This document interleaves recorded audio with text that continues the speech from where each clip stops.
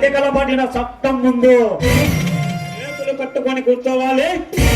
ధర్మయుద్ధం చేస్తూ అధర్మాన్ని వేటాడటమా, లేక వేల కోట్లు కొల్లగొడుతున్నా కిరాతకుల్ని కాటు వేసి వేటు వేయడమా? చెప్పు మిస్టర్ సూర్య, ఇంతకు నేను చేసిన నేరమేమిటి, ఘోరమేమిటి? చెప్పు సార్.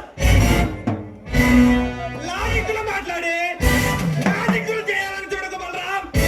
ఈ మాయ మాటలు నమ్మి మోసపోయేంత పిచ్చి వాళ్ళు, పెళ్లి వాళ్ళు ఎవరూ లేరు ఇక్కడ.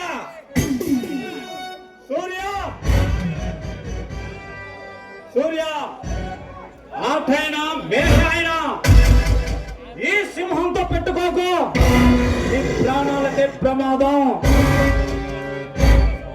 డబ్బు కోసం పదవిని, ప్రభుత్వాన్ని, దోపిడీలను మాయం చేసి దుర్మార్గులు కొత్త గొడుగుల్లో పుట్టుకొస్తున్నారు.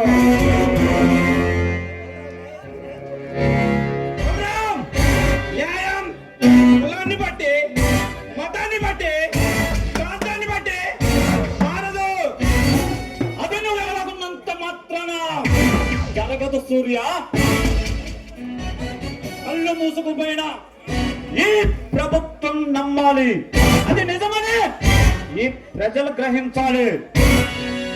పొట్టకూటి కోసం కూలీ పని చేసి బతికినా తప్పులేదు, కానీ నీలా కూలీలు చేసి దోపిడీలు చేసి బతుకుతానంటే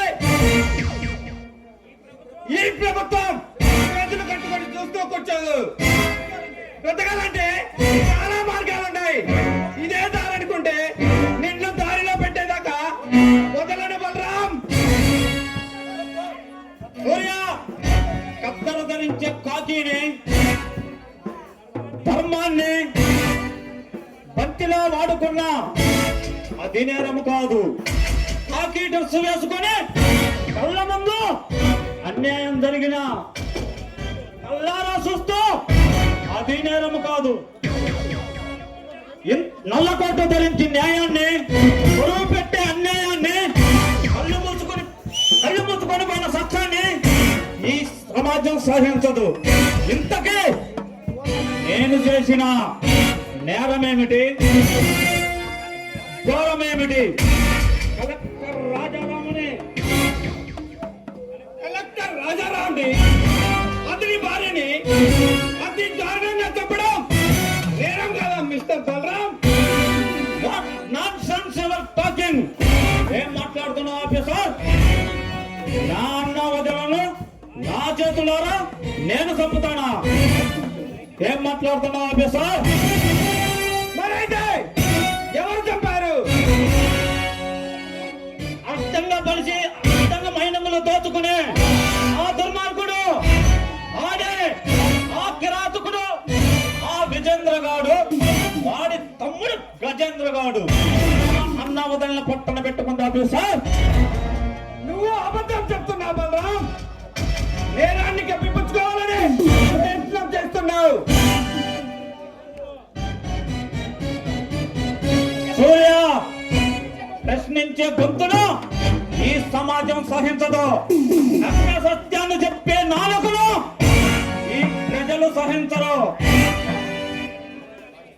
నువ్వు చెప్పేది నిజమని న్యాయస్థానం ముందు నిరూపిస్తావా? వాళ్లకు శిక్ష పడేలా నేను చేస్తా. No! వాళ్ళని నా చేతులతో నేనే చంపాలి. న్యాయస్థానం ముందు నిలబెట్టిన అడ్డగోలుదారుల్లో బయటకు వస్తారు. అలా జరగడానికి వీల్లేదు. వాళ్ళని నా చేతులతో వేటాడి నేనే అంతం చేయాలి.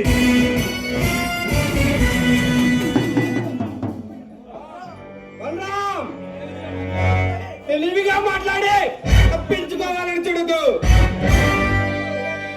నీలాంటి బందిపోడు సింహాలను